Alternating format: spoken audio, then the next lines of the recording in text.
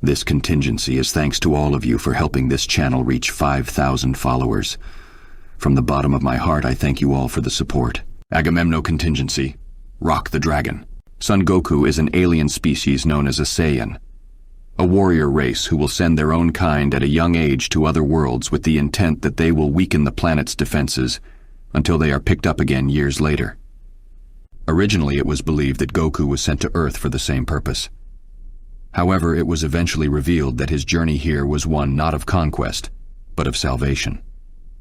When his father Bardock suspected that Frieza, an evil tyrant who ruled their world, was plotting something against their race, he chose to heed his gut feeling, sending his son to a planet he believed he'd be safe at. He had intended to go after his son later to bring him back home, but he never got the chance. Sadly, he and the vast majority of his race would die that day, leaving Goku as one of the last of his kind. He would not spend his time on Earth alone, though, as an old man would come across his pod and raise him as his own. From that day forward, Goku would undergo training under some of the greatest masters on Earth, and even some not of this planet. Even at an adolescent age, he had achieved superhuman strength, speed, and durability, capable of withstanding the impact of a high-speed car. He'd also survived being shot in the head by a low-caliber pistol immediately after. From that point forward, Goku would only grow stronger as he'd travel the world and meet other masters, with the first being an elder turtle hermit by the name of Master Roshi. Under Master Roshi's training, Goku would be made to do what would seem to be menial tasks at first glance, but each of these were specially crafted to push the young boy's already superhuman limits to even greater heights, all while wearing a turtle shell on his back that can weigh upwards to 100 pounds. But increased strength and endurance was not the only thing Goku learned from the turtle hermit.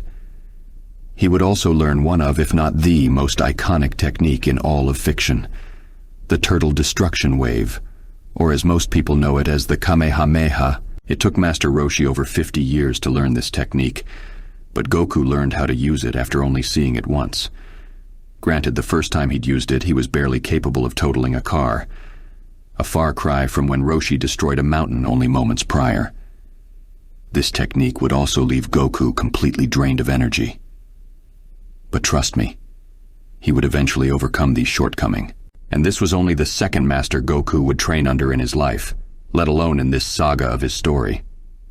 As with increased strength and his quest for the Dragon Balls, Goku would find himself pitted against foes of all walks of life, including an army which would continue to pop up to oppose him no matter how many times he'd take them down.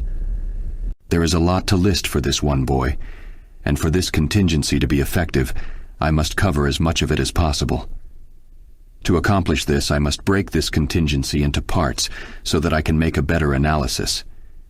I will see you all in the next part of this contingency. Please have some patience with me, and I will see you all again in the next part.